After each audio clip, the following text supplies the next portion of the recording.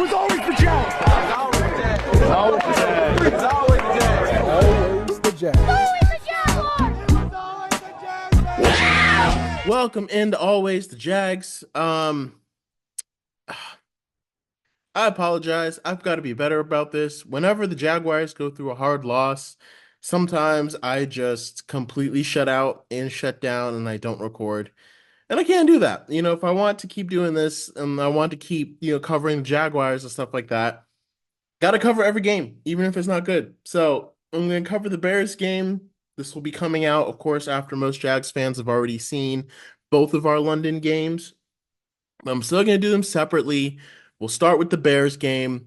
Um, Obviously, it sucked. I mean, there's no other way to put it. Everything was bad.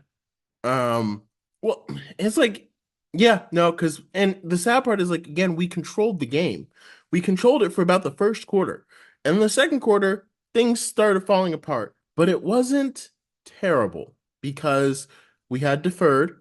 So we got the kickoff to start the second half. And Trevor hit a nice big play to Evan Ingram. And it seemed like we were rolling. I think at half the score was only 14-3. So, if we go up and put 7 on the board, it looks great. Now the game is 10-14, right?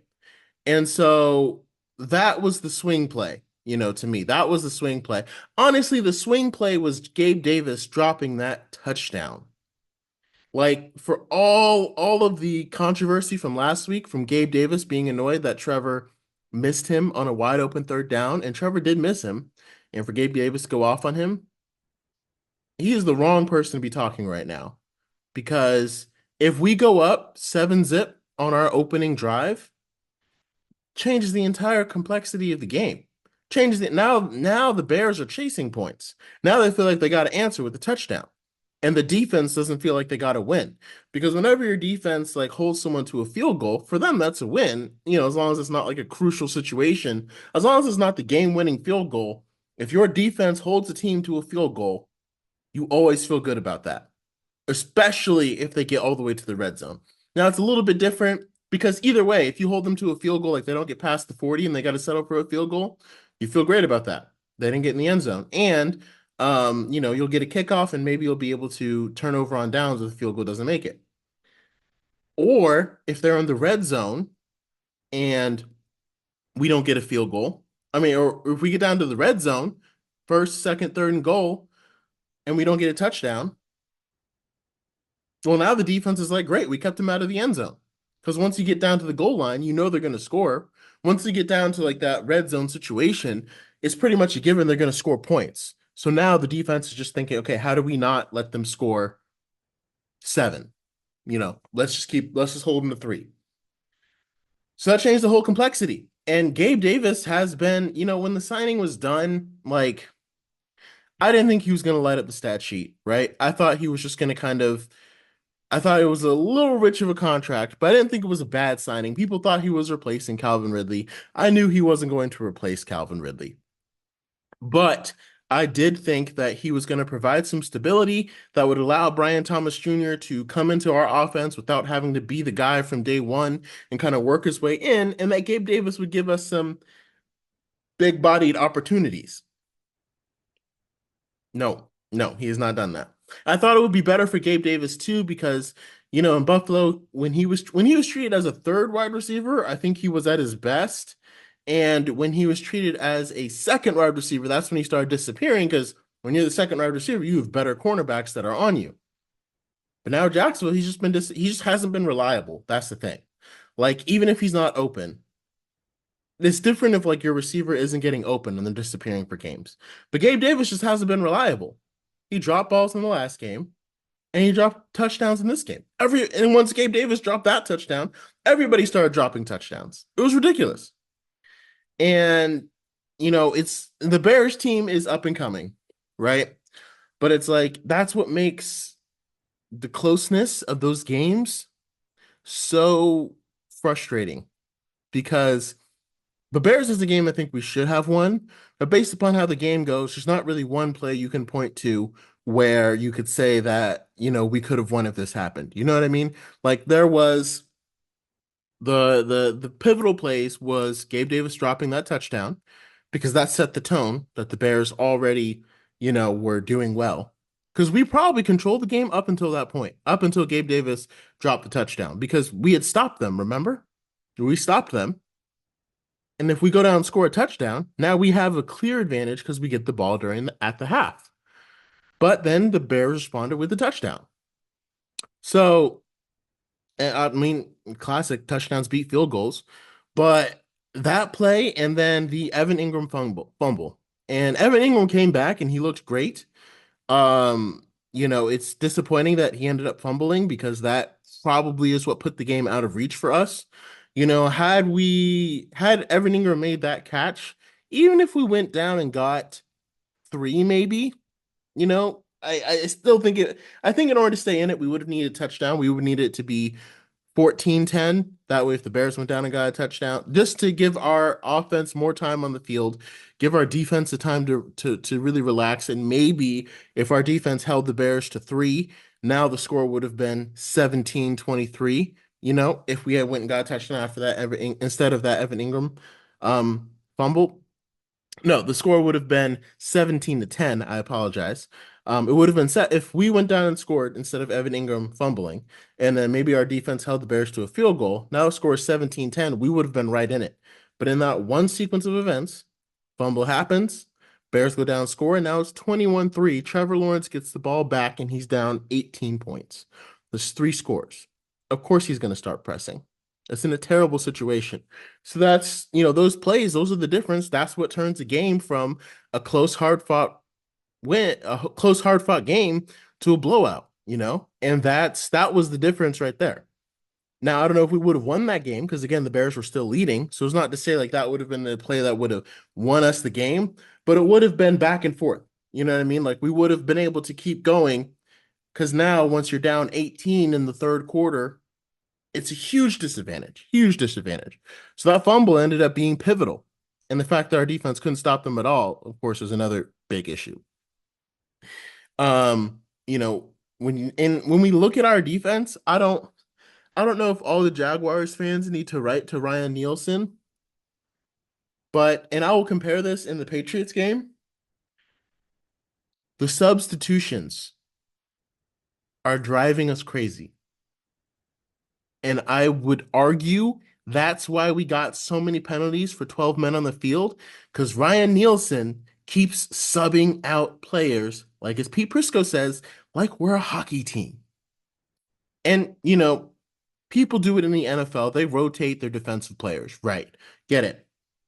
Teams in the NFL that do that, they do that with their good defensive players. Like we rotated our defensive line back in 2017 because we had good defensive linemen. Like we had Calais Campbell and Unique Ngakoue, and then we will rotate out Malik Jackson and Marcel Darius because we had other good guys that could come in and play.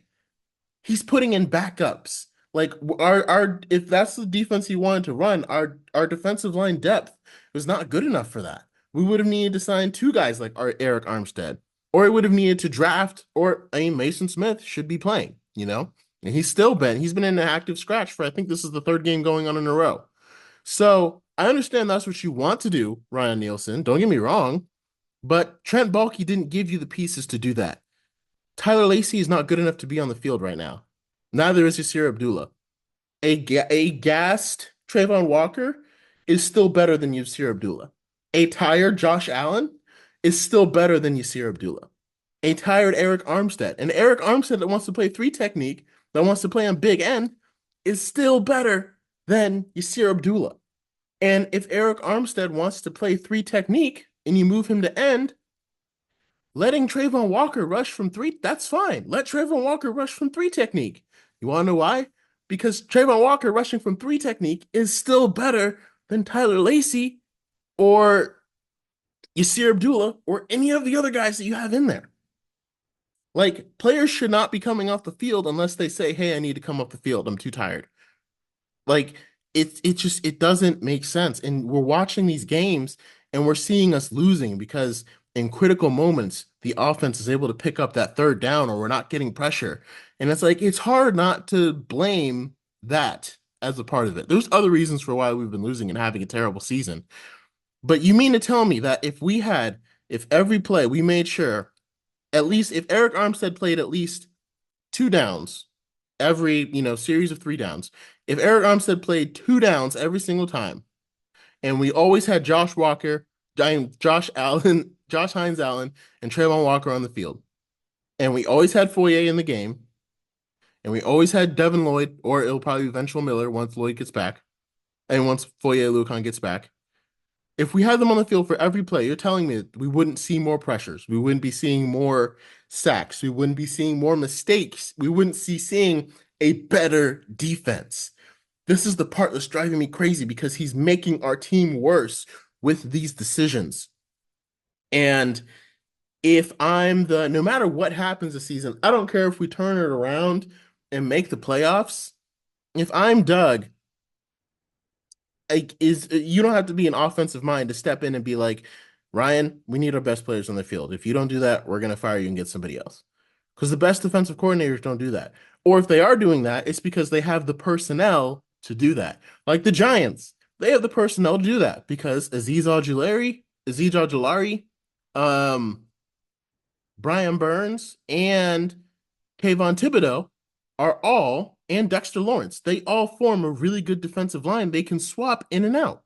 Those three guys are good edge rushers. If you want to do that, we should have drafted more edge rushers. We don't have the pieces in place to be doing this. And Armstead is not that good from end, but I'm okay with letting him play it every once in a while. To me, it's like Armstead, if you want to play end, you can play it on third downs when you're supposed to be off the field. It's up to you. Or you can play it on first down or whatever you want to do, but you have to play two downs every series from the three technique. That would be my requirement because that's what we signed you to do. We pay you $17 million to do that.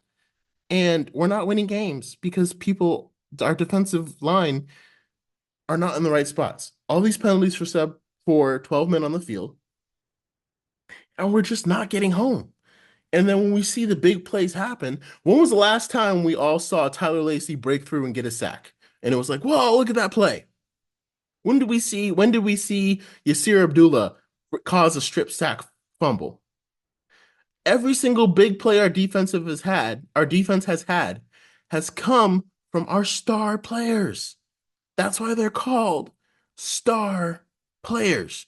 So I don't know what we do, but I swear if we lose one more game and I see Yasir Abdullah and Tyler Lacy out there on a third down, I'm going to throw my remote control into the TV because you're just giving the game away at that point. You're literally like, I'm just not going to use my best weapons here. That's not how, like in football, some players are better than others. It's not the same as swapping them in and out. It's not like this is not a puzzle piece where you could just fit something in. Players are better than the others. If you put in your best players, you will get the best results. Even if those players, and again, our depth is so bad that when our good players are tired, they're still better than our other players at their best. Do I hope those guys develop and get better? Absolutely. But I do not want them to do it on third down, on 3rd and 9, when we need to get off the field so our offense can go in there and win the game. That is not the time to find out, oh, has Tyler Lacy learned how to do a swim move? Or has Yasir Abdullah finally got his power rush down? That's not the time to figure that out. And it's very, very frustrating as Jaguars fans because we're not getting paid millions of dollars to do this. And we look and we see an obvious flaw in the field that's been repeated for the past few weeks. I'm not going to say that's why we lost the game against the Bears, but that long drive where we had all those substitution penalties and kept their drive going, not to mention some of the offseason signings. The only one that's really worked out, well, Armstead works out if he just plays his position. And I love his podcast. I think he's a great guy. Play three technique, please. You want us to win, right? Play three to every time Eric Armstead has had a big play or a game-changing play, gets a sack, gets a pressure in their face, it's from the three technique. It's just one of those things you just have to accept that you're better at. Like, hate to say it that bluntly, but it's true. Like, I mean, I'm sure people want to play. I'm sure you want to play three techniques. Sure, you want to play that position. Go get some guys together and do it on a Saturday or do it in practice. Get your heart out there. But until it's helping us win games, we can't do it. It's just that simple, and we're not winning games. So I guess that's all I have to say for the Bears versus the Jaguars. I picked this to be a win. Um, and the sad part is like again, you change a couple of things. First of all, if we come into this game, even if we lose that blowout to Buffalo, which if we win our first two games, I don't even think we get blown out by Buffalo. But let's just pretend that we do. We come into this game 3-1. I doubt we even lose. And even if we do, we come out 3-2. We're disappointed. The whole season is still ahead of us. And now it feels like it kind of feels like the season's over, honestly.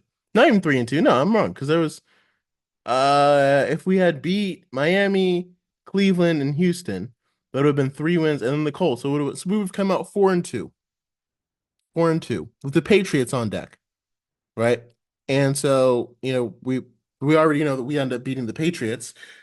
So we'd be 5-2 right now. 5-2. We could lose our next four games and still be 5-6 before the bye and still hit a nice run to the end of the season. Now, if we don't win the Packers game, it's going to be time for Trent Baalke to start looking at, okay, can I sell any assets and get ready for the future? That's where we're at. That's where we're at. If we don't beat the Packers, that's what we're going to be doing. So, and I'm trying not to get too far ahead because again, I know this came out much, much later. But we'll talk about the Patriots next week. I mean, the next episode.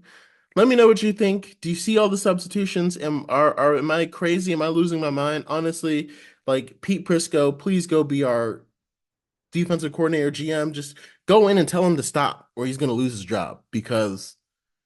And like, I don't know if Ryan Nielsen did that with the Saints, but again, the Saints had a stronger defensive line. They had guys like Shelby Harris. They had guys like Cam Jordan, first round pick. I can't think of his name. Marcus Davenport. I think he was there when he was doing that. Think, I don't know if Trey Hendrickson was still there. I think he had already been signed. But point is, he had the depth to do that. He does not have it in Jacksonville. Until I see Tyler Lacey, Yasir Abdullah, the only time I see them on the field is after a third and long has been converted and the camera pans to show who was on our field. And all we do is see them either getting blown off of blocks or they're just not making it to the passer. Please stop for the sake of our team. Please. Anyway, trying to end this on a positive note. Um, I think Trevor is still, I mean, I feel like after the Bears game, we all know Trevor's not the problem. The offense is starting to look a lot better. And if the offense continues to look better, I'd be willing to maybe like, I don't know, forgive Press or allow Press to keep going. I think it's still ridiculous that the offense has taken this long to click and too little too late. Again, if we can't turn it into a win versus the Packers, it's going to be too late. But just play your best players. Like and offensively, it's completely different when we're talking about like what play I'm running because you still put in the best players for that specific play. Like if you're running a two tight end set where you need to block, okay, well, you're not going to put Brian Thomas Jr. in at tight end because, he's not your best blocking tight end. You might even take Evan Ingram off the field, put in Luke Farrell and Brenton Strange because they're your best blocking tight ends. Or if you want the offense to be, or if you want the defense to be confused and think you're going to play, think you're going to throw, you put Evan Ingram in and let him block, even though he's not as good. But that way, it may confuse them, and maybe the linebacker isn't sure if this is going to be a pass or a block, or maybe Evan Ingram can leak out. That's a substitution that makes sense. But taking out Eric Armstead and putting in Tyler Lacey is just giving when Armstead's not in pain or hurting or dying or gasping for breath, it's just giving an advantage to that right guard. Because now he's like, oh, instead of facing, one of the best defensive linemen, I'm facing a backup. Cool. there's a reason why offensive linemen don't rotate in and out. And it's just it's maddening. That's all I can really say. It's maddening. So always remember, it was always the Jags. We'll talk about the Patriots, and yeah, we'll get going on that. So thank you guys for joining and for listening, and until next time.